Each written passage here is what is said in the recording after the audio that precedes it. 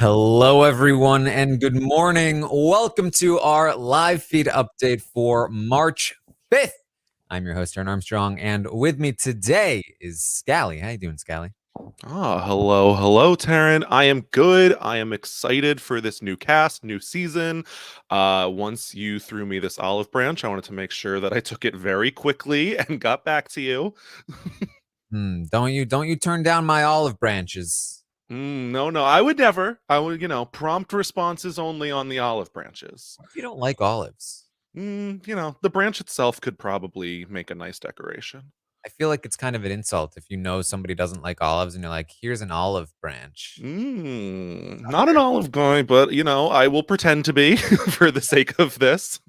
All right. Well, we are here to update you on everything that happened yesterday on the Big Brother Canada 10 feeds. It was day 7 in the house, and there's a lot to get to. Obviously, the first full day of feeds, we had nominations and just gathering more information on the different alliances in the house, the relationships that exist, a lot of one-on-one conversations with Marty that we will summarize for you because they were basically all the same.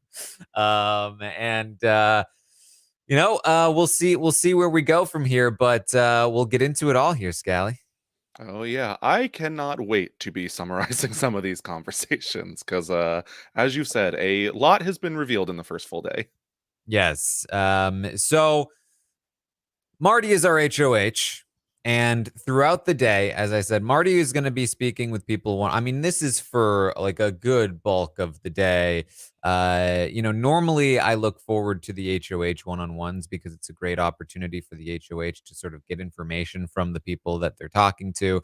And you get a sense of where people's heads are at. And it's kind of like, it can be, it can be as interesting as like a chess match between two people in a conversation, or it could be one person really like digging in on another to get information from them, or somebody struggling to survive because they could potentially be going up on the block or something like that.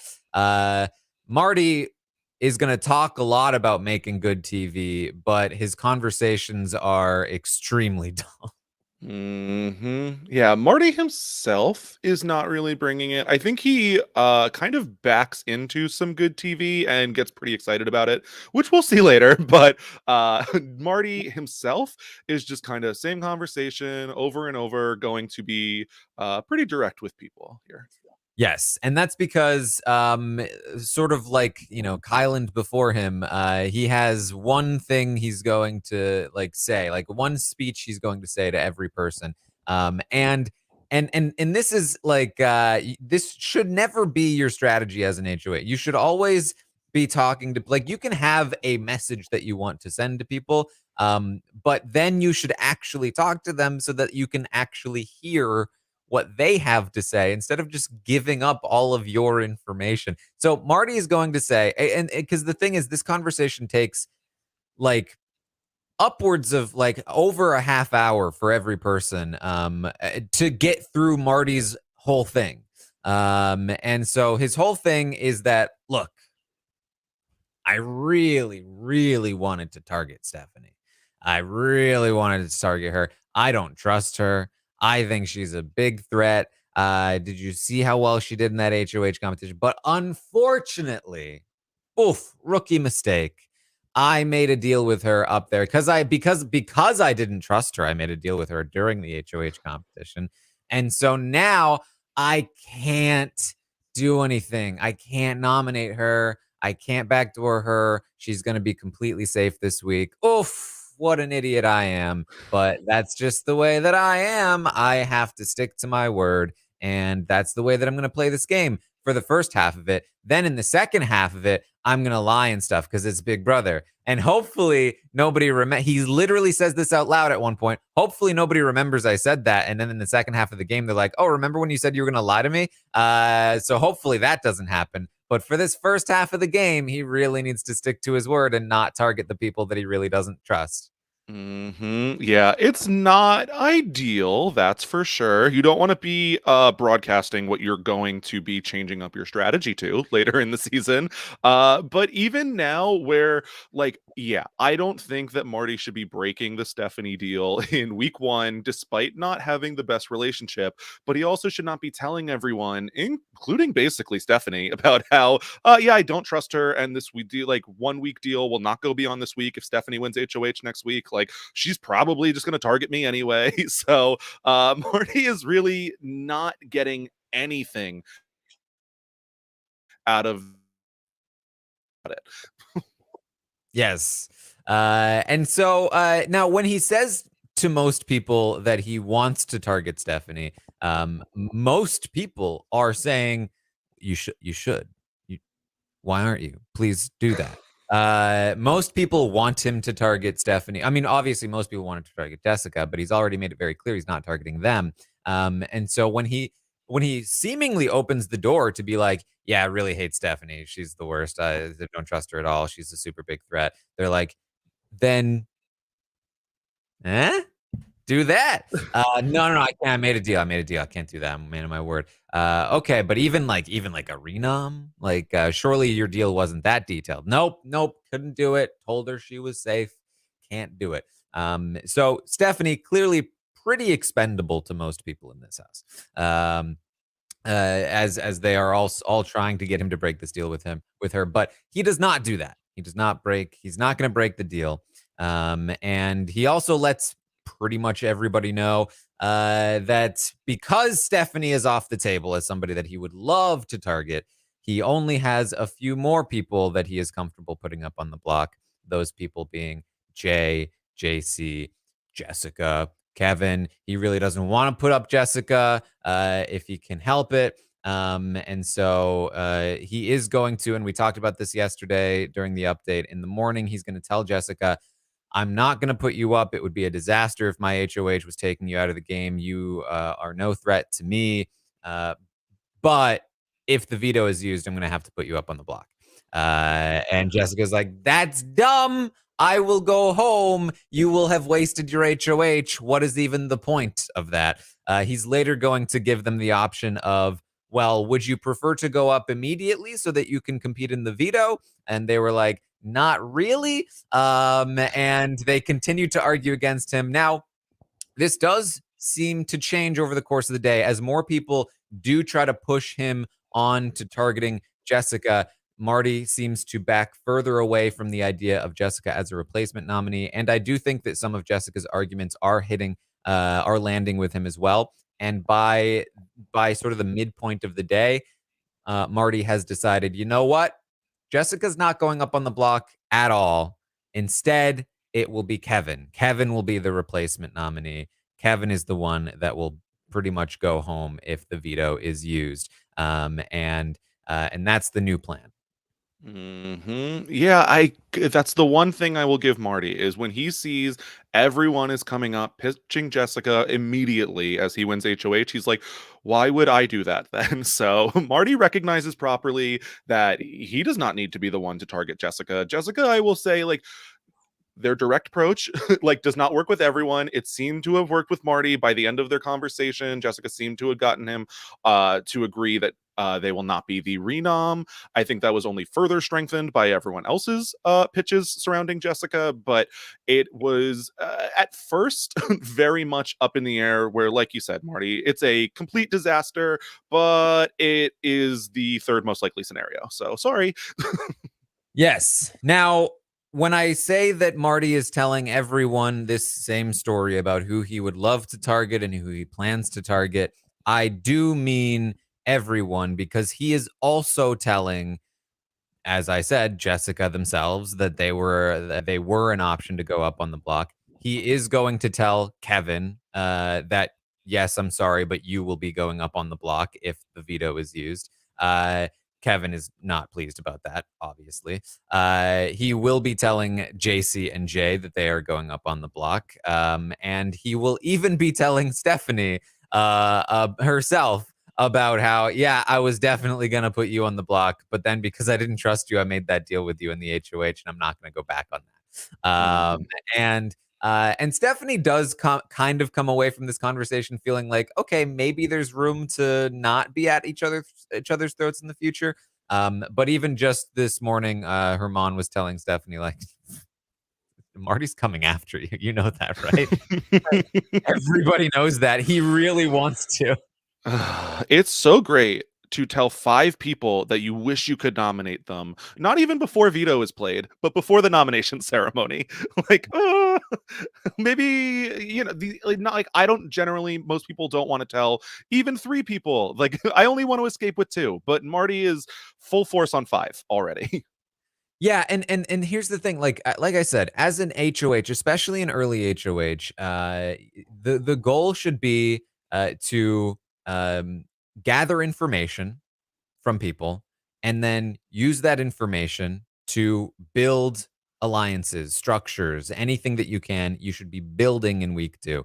Um, the only person that should be just kind of like coasting in a week 2 or 3 or whatever HOH is somebody like Derek, who has already built a massive structure and is just using the HOH to solidify that structure. If you are somebody like Marty or Austin before him last season, who maybe is in like a 4-person thing that's pretty clearly a side thing, but you don't know that. But you have maybe like a couple of people who you're in an alliance with, but certainly not a power structure in the house. You should not be like, I'm good. I've got 3 people on my side. I don't need to gather information. I don't need to build anything. I just need to take out the person I don't like the most. Like that's not going to work for you. That's not really the way to go here. And Marty is gathering 0 information because he's just saying everything to people. And he's making so many enemies by telling so many people that he wants to target them, that he's going to put them on the block, that they're completely expendable to him. And these people are the few people that are not in the existing power structure. These are the people that he will likely need in the future if he wants to move forward in the game to break up whatever existing structure exists. So this is not great so far. Yeah, especially because like the people in the Power Alliance are like, if there was another big alliance like the size of us, then we would know about this. And the other people outside of the alliance, for the most part, are like, I'm not in a big alliance, which means there is something that I am not in. Marty seems to be the only person who thinks that maybe it'll build in week 3, week 4. We'll figure that out. So he is not moving fast enough. I think there are a few other people in the house, like a Kevin, who are probably playing like a little too slow here and not being active enough. But I think that Kevin would be doing more with his HOH, whereas Marty is taking more of a relaxed approach here. Yes, and if you are in the big power structure, Marty is so perfect for you because he's winning this HOH. He's doing essentially like maybe he's not taking out Jessica, but he's doing your bidding ultimately by taking out somebody not in the power structure. And pissing so many people off in the process. He's a target now. He's a threat. He's a huge distraction. He's easily somebody that can be taken out as sort of a sacrificial lamb at some point in the game if need be. Now, still, I appreciate that Marty has a will of his own and that he is, I mean, as we saw last season, Austin eventually targets Josh, who, could have been a number on that side, and that she really was against doing in the first. I mean, like, if Marty eventually targets Jessica, that would sort of be the equivalent, to the true equivalent. But really, it doesn't really matter. Like all of these people were potential Marty allies. Like Marty absolutely could have worked with Jay. Marty eventually has a conversation with Jay where he lets them know that they're going up on the block. And Jay kind of opens up to Marty about yeah, we didn't bond. Like, we're very different culturally. And maybe that there's something that we could do moving forward to get to know each other better, but it's a little late for that for Marty's part because he is not going to budge on putting Jay up on the block. And who knows? Maybe Marty isn't capable of like developing a relationship with Jay. But either way, like this is it's not great. Yeah, definitely not, especially when like Jay finally goes to talk to Marty and immediately Marty, please come to the diary room. So Jay thought they're out of time. Marty is Jay, you're going up. I'm sorry. And Jay is basically looking at the camera like Canada, I'm ready for it. Like I am ready to do this. So I don't think the relationship has been there. Apparently, Marty like threw out an olive branch and Jay thought that they took it, but Marty doesn't think they did. So ideally, that would have developed for both of them. Really, I think they could use it, but it's not coming to pass at the moment. Mm. So that's we're still not even done here. He's got more things that he has to say for his speech. He talks a lot about Kevin Martin. Kevin Martin is his idol in the game. He loves Kevin Martin, and he knows that Kevin Martin right now, the strategist Kevin Martin would be telling him, "Oh, you're being so dumb. What are you doing? Stop being honest and having integrity. Stop sticking to your word. It's Big Brother." And he knows his son would be saying the same thing. His son is also a strategist. His son would be telling him this as well. But it's just the way I've got to play the game. And he says, I'm going to have an open door policy.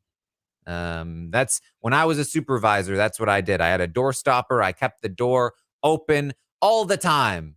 Doors open all the time. Door stoppers, leaving the door open, literally. Yeah. Well, unfortunately, that was deemed a fire hazard, so he was told he's not allowed to do that for the HOH. I would like to say also his idol, Kevin Martin, who Marty has been telling everyone the story of how Kevin and Karen secretly did have a final two, which successfully made it to the end. And wow, they were working together the whole season and it just worked out. So Marty's not up on his idol's biography in total. So maybe he'll have to catch the Taran Show Part 2 with Kevin. So he needs to really stay on top of it a little more. Just a little bit. So that's basically the message here from. I mean, there's it's a very long message. But Jay, once they realize they're going up on the block, is upset. Obviously, kind of realizes like I've been doing well socially, which we've noticed, but probably should have been talking more game. I probably should have been doing more than just bonding with people socially. Probably should have been talking more game with people. Yeah. I mean, and I think that Jay has like good instincts here. When they find out, they go immediately to people that they feel pretty comfortable with and say, I'm going up, let's talk. And I feel good. I feel great about my numbers. I trust you guys so much. I recognize that, like, I feel like I'm really good with people, but maybe I was just like kikiing, hanging out. I wasn't really talking game, and that might be my downfall. But decides then to pull someone like Hermana aside and have a good conversation with him about how they can work together in the future. So I think Jay, yes, is very stressed, as evidenced by their like 14 outfit changes yesterday, but is starting to do good work as soon as they find out what their fate is here. Yes. JC also is going to find out that she's going up. She is told by Gino. Kyle also lets her know ahead of time, and she cries to Gino when she finds out, but kind of gets her head a little bit back in the game by the time she officially finds out, and that she's ultimately nominated. She's also going to be doing some work throughout the day, which we will talk about. But she was upset, obviously. This is she. I mean, she was blindsided by this, as was Jay. That neither of them felt like they would be on the chopping block here. Even Jay, like when they found out that they were going up, they were like, I feel so confident. Oh, I hope it's not Jacey-Lynne, because that would be bad. And he even says basically to Jacey-Lynne, like, you're totally fine. Would never like Marty would never want to hurt Gino like that. Meanwhile, Jacey-Lynne knows, like, so it is not ideal for her where she knows that Jay is already making progress and starting their campaign, and Jacey-Lynne has to be quiet until she can finally find Marty back from his Wendy's conversation. So Jacey-Lynne is very much stressing in these moments before she's officially told. Yes, and let me bring up the photos as well for people. Again, just in case you still haven't completely caught up with all the names here. But Yes, Gino, of course, is going to know ahead of time that Jacey's going. Gino does not really put up any fight here for Jacey, and Gino is in an interesting spot here with the women. We're gonna have a lot to get into a little bit later about that, but specifically with Jacey, it seems like he is at least a little bit interested in Jacey, not as much with Steph. But he is very much taking the sort of like hands off approach. That he is not gonna stick up for Jacey. He's even when she's crying to him, he's kind of just like, yeah, it sucks. It's, not really there for her. I think either he's just not that into her, or he's very much like game first. And I think that's what it is personally. It's game first. If she's in trouble, that's on her. I'm not gonna lose any sleep over it. And I think that she kind of feels that vibe as well throughout the day. But we'll see if that goes anywhere. But this is going to be kind of a storyline moving forward. Yeah, I think Gino is 100% game first and recognizes that he's in a pretty great position that he does not need to risk at all, including seeing that, like, Jacey-Lynne, you could be gone in week 2. I have 3 or 4 other options who might be here a lot longer. So I don't need to be investing in this right now. Let's see how you do this week. Yes. So Marty also, of course, took Tanisha to Wendy's, and he got a video message from Jillian. We actually heard a leak of it, just a little bit of it there on the feeds. So we have that to look forward to when we recap Monday night's episode. But that's about it for that's enough about Marty ish for now. He does talk to Kyle and Gino, of course. And Moose and Herman and a bunch of other people, but specifically, Marty is in an alliance with, and we alluded to this yesterday.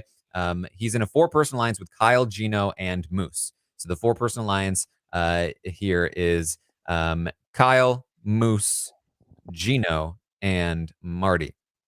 So he talked to Kyle about their 4. He feels good about their 4. It's what he's all in on. It's his final 4. They both agree that Moose is a little much. He's a little much, but he's with them. They'll work with him. He's in there 4. But just know the true core, the true 3 of it. It's Kyle, Marty, and Gino. Moose is the 4th. He's on the outside of that. And so they talk about that, and and Kyle's like, oh yeah, I've talked to Gino about that. Absolutely, we feel the same way. Of course, I imagine from these guys, they're pretty much just stringing Marty along here. I mean, I'm sure they're not going to turn on him. They're not going to like vote him out, or not going to like target him anytime soon. But I don't think they're also going to like go out of their way to protect him if he needs to be this sort of distraction against one of them or something along those lines. But for him, he sees the core as Kyle, himself, and Gino. Yeah, the bros are definitely a thing. Marty's in on it. I think Gino and Kyle, like you've said, they seem like super eager, at least to make Marty feel like he is involved. Marty has done a little bit of work, though, not in this group. Herman, who I think a lot of people would like associate with them, and Marty seems pretty intent on bringing him in with like having a stronger relationship there, and not just settling for the Gino and Kyle relationship, which I think is good. Like even if he doesn't know exactly why it's so good, but the bros definitely have been solidifying that core. Yes, and Herman is definitely like very into, like, Marty's going to tell Herman about his conversation with Jay, and there's a story that Marty starts telling after his conversation with Jay, where he's like, Jay is essentially saying like, well, I hope that that if I stay, then like maybe I'll have to come after you. And Marty is like, and I looked to the camera and I went, there it is. This is Big Brother. Come at me. And he's so proud of that moment, and he tells Herman the story of it, and Herman's like, oh, who even are you, dude? That's amazing. And then her mom starts telling the story. And so they had that moment. Like we said, Marty, even preseason was like, I might not win, but I want to make good TV. And so this moment fell into Marty's lap, and he is going to make sure it is on the television show. He is already very excited about the prospect. Yeah. So speaking of Moose, Moose is I would say that that Moose and Summer are kind of our big wild cards of this Savage Seven. That they are both, they neither of them can sit still. And I'm very optimistic about that because I'm really hoping that they are the ones that really cause some chaos here. Moose is getting antsy about planting targets on people. He's going to talk to Gino about like, so when are we going to get Herman out of the game? And Marty is a threat too now. And he's going to talk to Herman about like, so when does Gino go? And like, this is Moose. Like, he is already moving around, talking to people. He's also going to talk to Helena. He's going to go to Helena in the telephone room. He's going to be like, so Helena, I've got something for you. What if we use each other, right? Like, we just have each other's backs, but nobody knows. And then if you need me to take out like your ally that you couldn't target, then I could do that for you. And if I have an ally that I can't target, you could take that person out for me. Like, he's trying to strangers on a train this, and she's like, I don't know, maybe. I don't really understand why I would want my ally out, but sure. And kind of is also like, so yeah, I mean, there's a lot of alliances going on. Like, I don't know if you're in any, but you should probably get on that soon. Moose is so chaotic, and it's gonna be fun. I'm very excited. But even like on top of the names we already listed, he was like, Tanisha's so good with everyone. How are we gonna go about getting her out eventually? And just like, his solution to this is to go to Helena and say there are lots of alliances that she's not in. I can take someone out that you're aligned with, which I'm gonna do anyway, and then you can maybe target the specific person that I want you to. That sounds good. Mm. So it's not like the cleanest sales pitch from Moose. He is definitely a little like too high energy, a little too excited about his game. I am scared of a Moose HOH, but excited at the same time. So I'm very interested to see how Moose, even throughout the rest of the day we're talking about, continues. Now, I will say, it was difficult to hear. This is not as bad as Celebrity, but the audio keeps cutting out on one of the cameras on the feeds, and they are a bit choppy overall. But I believe I heard Helena mention to somebody, it might have been Summer, that that she had been thinking about targeting Moose, but maybe not anymore because he had a conversation with her, and maybe that there's some other sort of path for her there. So, I mean, it's again, like, it's sort of what I said yesterday, where it's like Moose, this is who he is. He is just all over the place, which is a good thing. Playing hard is good. Playing hard and socializing hard, this, like, being that person is not great. It could get you in trouble, which is why, Kyle and Gino are in a great spot because they're playing very hard, but they're super chill. So you have that sort of, that's the ideal position to be in. But playing hard is still good because Moose is getting in there and talking to people where a lot of people aren't. And that's still going to benefit them and sort of keep them afloat, even though the personality is a little bit dangerous here. And Moose not really getting in any trouble for this yet. Nobody's ratting him out. People are saying he's a bit much at times, but nobody's talking about targeting Moose here. And perhaps the few people that might have, now kind of feeling like maybe not. He's also a very funny thing. Moose knows nothing about the game, and he's constantly asking questions about it. Like, wait, so in the double eviction, like, how does that work? And he's always like getting names wrong. He's like, oh yeah, like when I talked to my sister about coming on the show, she said that there was some guy with a girlfriend, like Jackson, who he like messed up with the veto. Like Jedson. Oh yeah, Jedson. And constantly people are like, dude, you're faking this. This is your Mm-hmm. strategy. He's like, it's not my strategy. I'm telling you, I don't. It's like, it's genuinely. And in his conversation with Helena, she was like, you can tell me, like, now that we're talking like this, just like you can tell me this strategy. It's like, it's really not. I promise. Yeah, I think that there's other times where Moose like is lying, and so people have maybe not directly picked up on that, but started to assume that he's lying about more things than he's actually lying about. And so, unfortunately for Moose, this is somehow, while Kevin has managed to convince someone that he's not a fan of the show and doesn't know anything, Moose has suspicion that he's lying about his game knowledge. Hmm. So that's what's going on with Moose. There's going to be we also learned that there's another alliance, a women's alliance. It's called Man Down or something along those lines. And it consists of Summer, Tanisha, Betty, and Helena. So that's Betty, Helena, Summer, and Tanisha. And I don't even know if you can see my pointer, but that's fine. This is, I think, another side alliance here. Tanisha is going to make a few comments throughout the day that imply that her primary loyalty is to the Savage Seven, and that's sort of like Herman. It feels the same way. Tanisha seems to feel the same way. I don't know if Summer feels the same way. I don't know if she's exactly on that page. But a few people are. And that's definitely something that could keep that seven together. Is you only need a couple of people to really just be like rah rah about the group, to keep it together.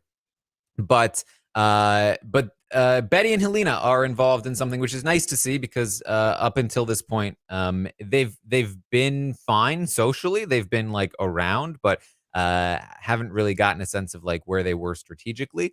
But this is this is just essentially the bro alliance with Marty, right? Like this is to keep Helena and Betty sort of comfortable while the bigger group is in place. But I think what we're hoping to see is that these two these side alliances eventually cause some tension within the seven to cause some infighting, and we'll see what happens there. Yeah, it's definitely been talked about, like how obvious the boys' club is. Like, obviously, maybe we should get something going with the girls. So I was excited to see that. Like, we know Summer and Tanisha are involved in stuff, but Helena and Betty, we had not really known exactly where they stood. And like, I've been impressed with Helena, especially in one-on-one conversations. I think she's really good at relating to people and also like recognizing her position in the game, trying to figure out where they can move forward. Betty is good at getting information from people. So I am encouraged to see that at least they have a space in the game, even if it is not the most secure. Yes. With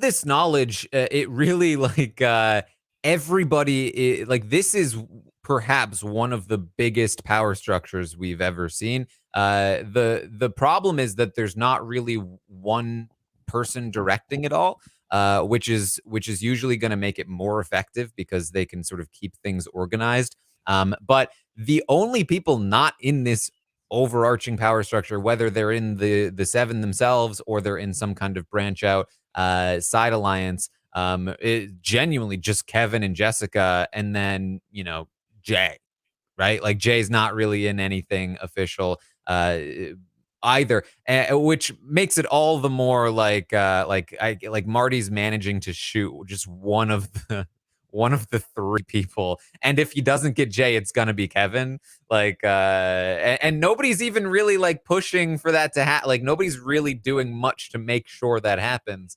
But yeah, this is a very large group, and I think that with that, it could cause some again instability, especially since there's not really one driving force keeping it all together. But we will see. Marty is going to nominate Jay and JC. They are going to go up on the block together. JC does have a conversation with Kevin about like, hey, maybe we should support each other in the game. Kevin kind of opens up to her about not feeling super comfortable in social situations. I assume that this is the kind of conversation that like Kevin in the diary room will be like, "Aha, my plan is working," but is also like I think a little bit genuine. Um, and so JC seems to be hoping that Kevin is a reliable vote for her. I don't think that Kevin is like locked in on anybody though. If he sees an opportunity, he's going to take it. JC's also going to go to Betty and pitch to Betty that she wants the women to work together. She thinks the guys are working together, and so she wants to get in with the women. Little does she know, the women are already together. So Betty's going to let Summer and Tanisha and them know that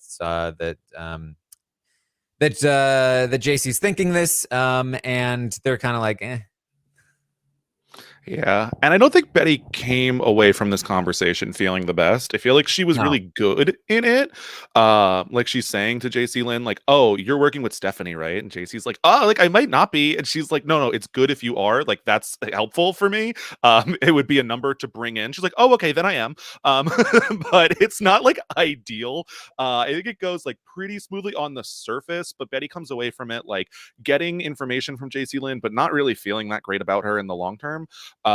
Which and immediately, like we said, like runs to Summer, tells her everything. So Betty, very funny in this conversation. People are able to rewatch, but It's a little late, I think, for JC, and she even like kind of mentions it as well. I think something that Betty was like not super pleased with was that JC was like, "Oh, I was kind of intimidated by you at first."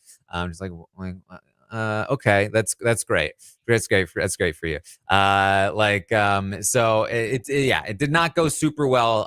But so that could play into something when it comes to if Jay and JC stay on the block.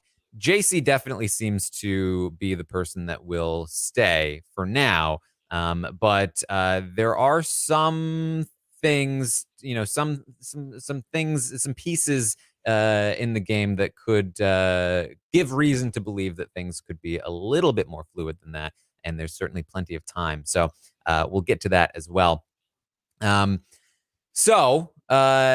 talk about Gino. Let's talk about these showmancy things because it's a big storyline through the day. So yesterday we talked about Summer talking with Gino about showmances, about JC, and about like Summer was talking to Gino about like who are you gonna choose?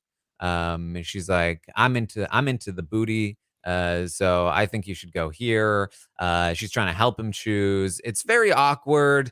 Kyle feels like a third wheel every time he walks into the room, to the point where she's like, "Oh, I forgot you were with us.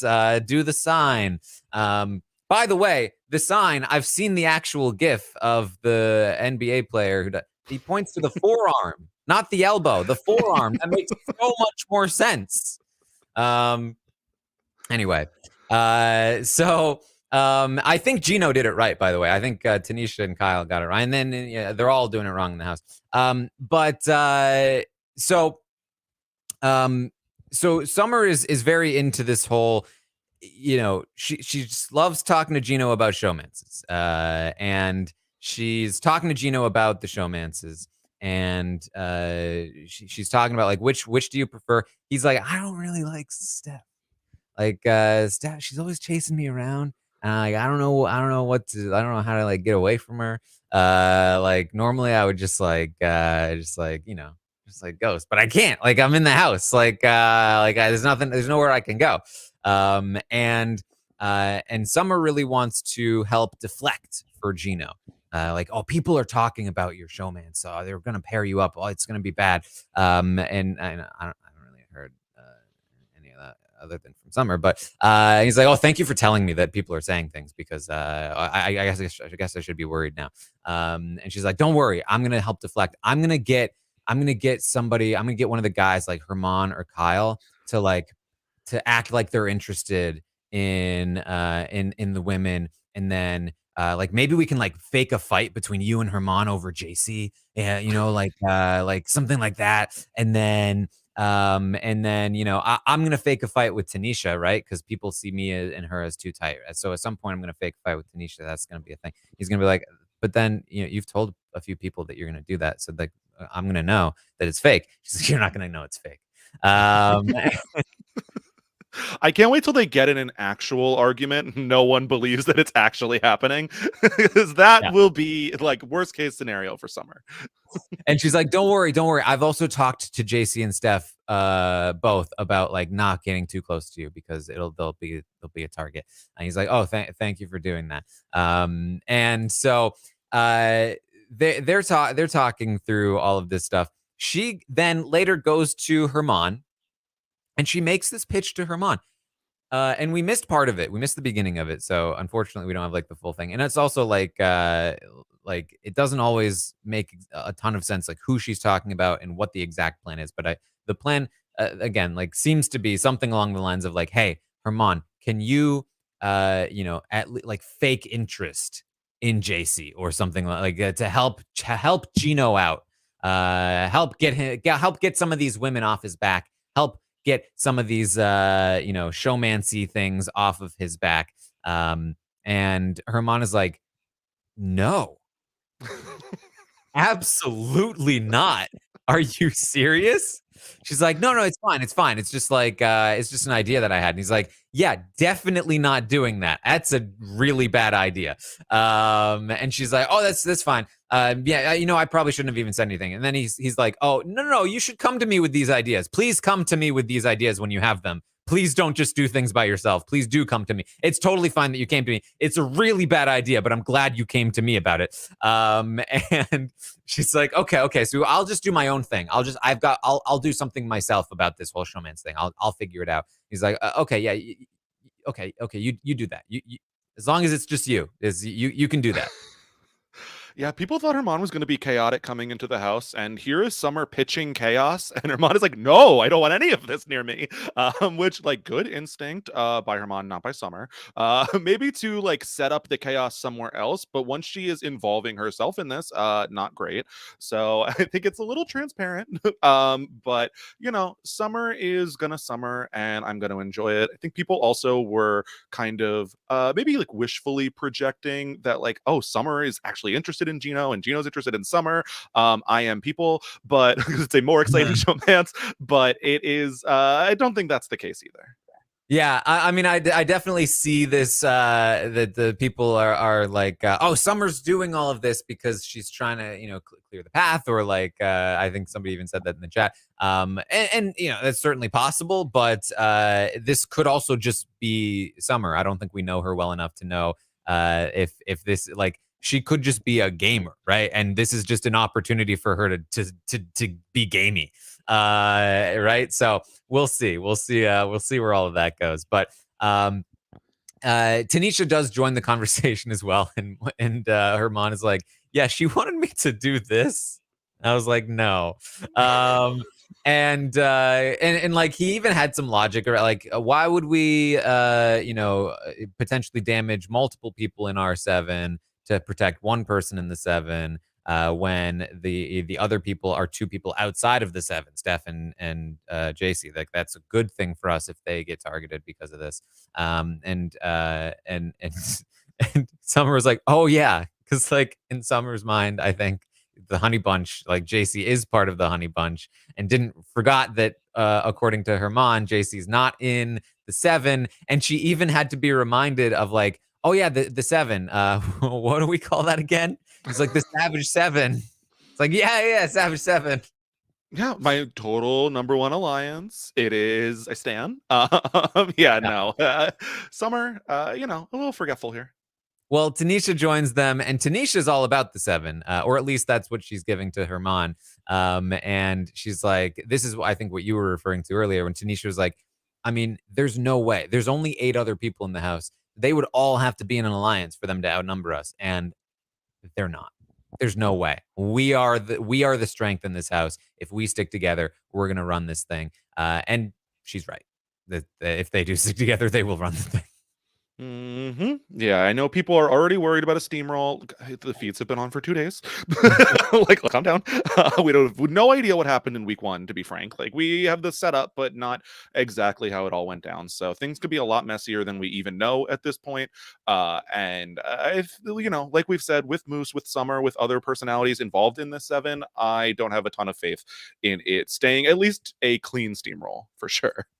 Yes. So we're gonna see an example of what Gino was talking about later in the night. There's they like to meditate in the phone room, and after a meditation session, Stephanie is gonna sort of linger in there with Gino, and um, I feel like we get this every once in a while, where it's just like we get these super awkward. You never really get to see this happen. Maybe you do if you watch other like love shows, but like in real life, you don't really get to see this play out in front of you because it's it's a private affair. But it's one person being very forward in a private situation with another person thinking that they're doing really well flirting. It's also, I think it's usually like you expect it to be a guy. Like it's usually a guy doing this. Like you see that all the time. A guy doing this to a woman, being really forward. The woman's like, yeah, it's cool. Like being as polite as possible, also not really being into it at all. And the guy just having no idea that it's not landing. But this is gonna happen with Steph and Gino. She's trying very hard here, and he is not giving nothing, but basically giving like the bare minimum of like a response. And it's very awkward. She's like she's touching him on the shoulder. They're laying down together. She's kind of like playing with her feet, and she's like, "Oh, I always get what I want, Gino." And he's like, "Oh, that's great." And she starts talking about like, I'm a forward person. I don't think you're a forward person. And he's like, I'm a forward person. She's like, then tell me something forward. Um, Oh, Stephanie. As the Love Island podcaster here, mm, I have seen this happen one or two times. It is interesting. Stephanie like even changes her tone at points. Like I think at one point she's like, I try to like subtly make a move. It's like, oh yeah, subtly. Like, yeah, yeah. definitely subtly. So Well, uh she's like, then tell me something forward. He's like, I don't know. I don't have anything right now. And she's like, well, I'll say something for it. I can't see your eyes, Gino, which I don't like. And he turns to her and she's like, I love eye contact. Your eyelashes are beautiful, she says to Gino. She's like, see, that's me being forward. Now you tell me something forward. And he's like, I don't, I don't have anything. It's like, what? Come on. He's like, don't you ever just not have thoughts? You know? And she's like, well, I have like four things that I could say. I was gonna say Yeah. Stephanie says all the time, I don't have thoughts. But Like, yeah. yeah. Like maybe I'm not a forward person. That's when she's like, I'm trying to be subtle. It's just not my thing though. You're just an intriguing person, Gino. Maybe you're just a really boring person, and I'll find out when I get to know you more. And he's like, yeah, maybe. Yeah. Like, oh, that's your move, calling me boring? Like, okay. Like, great game, Stephanie here. Oh man, it's very awkward. It's very awkward. Especially when like, and it's Gino is again, he's not giving much. Theoretically, he could be again interested and just not not wanting it for game. But he did specifically tell Summer, and this is like he could have been lying to Summer, but he did tell Summer like she is chasing me around this house and I don't know what to do about it. And that's very much the vibe that you get from this conversation. So it is. It's. I think it was close to midnight here that this happened. Um, Mhm. so that's going on. It is, it is, yeah. Earlier in the conversation with Summer, like, Summer's running through all the names, and when, she gets to Jacey-Lynne, Gino's like, "That one. Like, Yeah, that's the one." So, he yeah. clearly has his priority. I think it is, like, let's not rush things, it's week 2, like we said, she could go home. But, I think that Stephanie out of the running, even if Jacey-Lynne was not around. Yeah. One sort of twist here in the night is that we're gonna see late into the night that Jay and Josh are gonna have a conversation, and they seem to have a final two, or at least something close to it. That I don't know if there's like a super official thing, but Josh pretty explicitly said, like, I want to take you to the final two. And Josh is saying that he kind of knows that there's a bit of a boys' club happening. He feels a little bit on the outside of that, which is kind of something that we've observed. We've always kind of been like, where does Josh stand in all of this? He's included in a lot of these things theoretically, but he's never really in those conversations. And so he really wants for Jay to stay, and he wants to work with Jay moving forward. And he said specifically, I will use the veto on you if I win it, because I think that you need to have the veto used on you. And I will work on trying to get the votes to keep you as well. So Josh is in Jay's corner. And even just this morning, he was doing some work trying to get some of the women on board to keep Jay around. And again, if these women are not super high on Jacey, I do think there's theoretically a world where there's something that could be spearheaded by Josh here to keep Jay around. I think the problem is that with Marty so adamant that Jay is his target, the guys might have difficulty allowing that to happen without losing Marty. And that's where things could get interesting. If the two sides feel strongly enough, we could already have some infighting. Or at the very least, it could just take some sort of influencing of one side over the other. So we'll see where that goes. I really hope that it leads to something here, but we'll see. Yeah. I was so excited about this because first of all, I'm in love with them both. So very exciting. Want them both in the house. Jay, I find to be the most fun person on the feeds for me right now. This conversation's happening. I close feed 2. I'm on both angles of this. I was excited because like you said, Josh, we had observed it, but to hear him finally say, like, I'm in that group, but I'm like the little brother who's hanging out with my brother's friends. I am the tertiary friend that is like hanging out with the friend group. And so I'm glad to see that he recognizes his position, where he's not included in the Bros Alliance. He's not exactly in the twos. And so I think Jay is a super valuable relationship for Josh to keep around. And I also am excited because it makes this week a lot more interesting. Where I thought the Honey Bunch, I realized like, Jacey-Lynne's in that. That takes away Josh and Summer, who are pretty important numbers for Jay. And seeing this conversation and just seeing Summer's relationship with Jay in general has made me much more optimistic in Jay's chances, at least for the week. Yes. And this is sort of what I was talking about at the start of this podcast, where like this power structure is massive. That it's week 2 and they're already kind of like this is my person, and this is my person, and I don't know if I want to lose my person over here.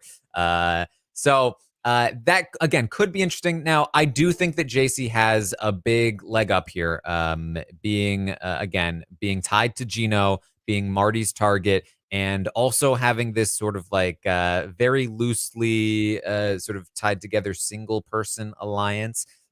Just this morning, again, Herman was talking to Stephanie about how they definitely do have the numbers to keep JC safe because of that alliance. And so it will be especially difficult for them to let JC go if that were to happen. So like the guys can't really vote her out unless they're completely outnumbered, which would mean that basically like Josh plus probably all 4 women of the Man Down Alliance, Tanisha, Summer, Betty, and Helena would all have to be votes there. And then that's still not enough. They need 2 more. Where do they get those other 2 votes? Maybe they could get Jess and Kevin. And then maybe at that point they would have the 7 they need for the guys to be like, oh, sorry, we just got outnumbered. It's and what can you do? But it's definitely going to be a tough road here. If they want to make that work, because even if they do get to that point, like having a 1 vote margin is not usually enough to overcome the will of the HOH and the sort of overall structure. But we'll Mhm. see. Yeah, I think that I feel pretty good about Jess wanting to side over here. I think that Yeah. Jay was someone that Jess like specifically said that they trust early on, and so I think ultimately Jay needs to really firm up that conversation that they had earlier with Herman. I think that's an important piece on the board as well as Kevin. So I am, nervous, but I don't think it's a shut door by any means. And also worth noting that I don't. So Marty has been asking people, please play in the veto, please try to win it, and don't touch my nominations. Do not use it. He has been pushing that very hard, but I think there are very few people in the House that actually want to win it because a lot of them, they feel, Herman said this to Stephanie, and Stephanie said this to Herman, that they would feel that JC would expect them to use it on her, and they don't want to go against what Marty wants. So they don't really want to win. There are a lot of people in the House that I think would probably throw this veto. Um, and if Josh plays, Josh is going to be trying to win, and will use it on Jay, or at least that's what he said so far. I have no reason to not believe him. So I think there's a decent chance here that the veto is going to be used. It's if a lot of the people who are not on the block are throwing it, that increases the odds for Jay or JC to win. And then if you do have at least one person in Josh who will use it, Gino is another person who probably I think would throw it. Even like I don't think even he's gonna go out of his way to protect JC unless he already sees that the tides are turning and that the votes might not go the way that he wants. So what all this means is that Kevin could be in a lot of danger here. I could really see Kevin in some trouble. Kevin should absolutely want to play in the veto. I imagine he knows this already because he knows that he's a potential option as a replacement. So um, there's still a lot that could happen here between the vote between Jay and JC, and then also the veto, which, as I said, very likely to be in play this week. And like you said, I think that the people who are on Jay's side are more likely to try and use it, whereas the people that would even consider using it on Jacey-Lynne are not going to win. They don't want to. So Jacey pretty much has to win this herself. Like you said with Josh, I don't think that when Josh first says, I will use the veto on you, I was like, all right, Josh is probably going to throw the veto. But then when Josh says, like, final two, if we're there at final three, I'm taking you, like, it's unspoken. That's where I'm like, all right, this is so unnecessary at final 15 if you don't mean this. So I think Josh would use this if he ends up playing today.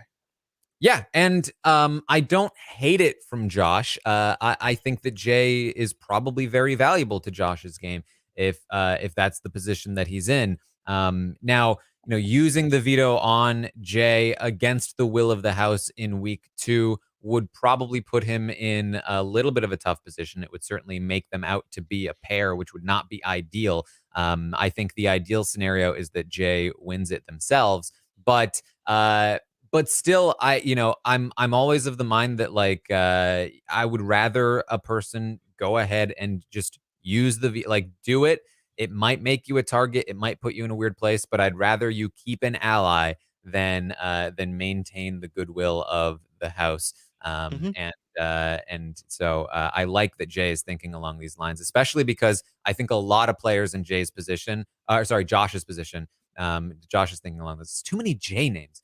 That, I think a lot of people in Josh's position would be like, I'm super comfortable. I'm in a bunch of alliances. I'm in a power structure. I don't need to worry about anything. I don't need to stick my neck out. I love that Josh is already thinking about no, I need to make sure my pieces stay on the board here. Yeah, and it's that's the difference between where Josh says like I am the tertiary member of this alliance versus Gino, who is like I am set up for 7 more weeks. Like if Gino like goes ahead and wins, like it somehow lucks into a win. I think he can talk his way into like, I need to use this, and then we'll just still vote out Jay. But I think that like Gino's idea of throwing is like the best for him right now. Even if he were to catch wind that the vote could really like potentially change, I don't think it's worth him to stick his neck out. Where for Josh, I think that Yeah. position's different. Yep.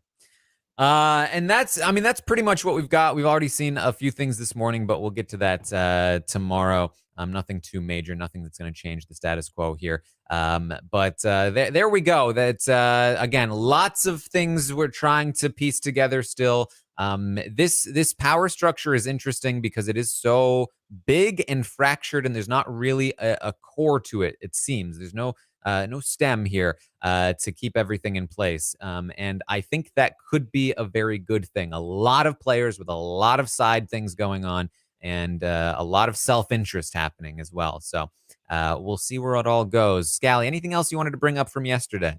The only conversation I don't feel like we spoke a ton about was the Betty Moose conversation, in which I thought Betty again was very funny. Moose is basically like, Betty, what type of game are you playing? And Moose is forward. He's gonna ask you questions, and Betty is his match because Betty will respond just as directly. So Moose is basically saying like, what type of game are you playing? Betty says like, I'm playing independent. Like, I'm not giving you any info. And Moose is like, people say they're playing independent games, but that means they're in a big alliance. That means they're in a big alliance. And Betty's like, oh, so you're in a big alliance? What's the name of it? What's going on, Moose? And Moose is like, no, I'm playing an independent game. She's like, so you're lying. You're lying to me right now? Like, and it's so fun. The dynamic was very funny. I think Moose has gotten comfortable in like playing this like forward game and like really getting information from people, but Betty's not giving it up that easy. Betty is usually the person also getting the information in the conversations. So that was one of my favorites as well from the day. I do really like Betty. She's really making me proud here. I appreciate the energy she's bringing so far. I think she's got potential. Yeah, like we said, seeing that Betty and Helena have that girls alliance is at least like a stepping stone. We can work with this. Now let's start solidifying a little more. Yeah, and I mean, again, I feel like that's the kind of energy that they're gonna need if they want to like if Josh wants to get the numbers to help save Jay. Mhm. That's maybe something can happen there. And I think she is right to not feel great about JC for as much as JC's talking about the women, like this Gino thing. Like that's a liability, you know. Mhm. It's you just can't trust it. You can't trust the showmance. It's just not going to work out. But that's what we got for today. Of course, I'll be back tomorrow morning at 11 a.m. Eastern to update you on everything that happens today on the Big Brother Canada 10 live feeds. We should have a veto competition today that was on the screen.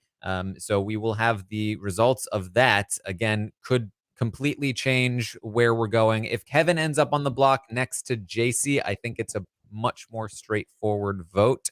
And Kevin is probably out. If Kevin ends up on the block next to Jay, I think that it's at least a little bit more interesting. I think Kevin is still likely the vote there, but they would have to like smooth it over with Marty, and that could cause some issues. So we'll see where that goes. But we'll be able to update you on all of that and the veto and everything that happens with that tomorrow.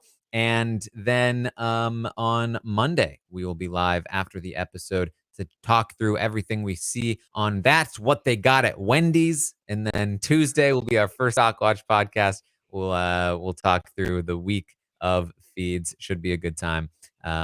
Make sure you find me on Twitch, twitch.tv/Taran Armstrong, hanging out, watching the episodes with all of you, watching the feed sometimes as well. If you follow the channel, my channel, then you'll be notified when I go live, which is usually like when some stuff is going down in the house. And you can also find me on Twitter at Armstrong Taran. Check out the Taran Show. I talked with Ty most recently. You can hear what he's been up to since the big win. Yeah, it's make sure you subscribe to the YouTube channel and to the Big Brother feed here for Rob as a podcast. Scally, where can people find you? Anything that I am doing is on Twitter at Brian_Scally, including I will be guesting on the Love is Blind wrap up this week to talk about the finale of season 2. I love mess as much as I love strategy, so I am excited to go ahead and talk about what's been going on with those couples all season long. All right. You see more people being shut down when they're trying to flirt. Oh yeah, and the reverse and all of the above. It is quite a bit that happened on the reunion. So, All right. Well, thank you all for joining us here today, and I will see all of you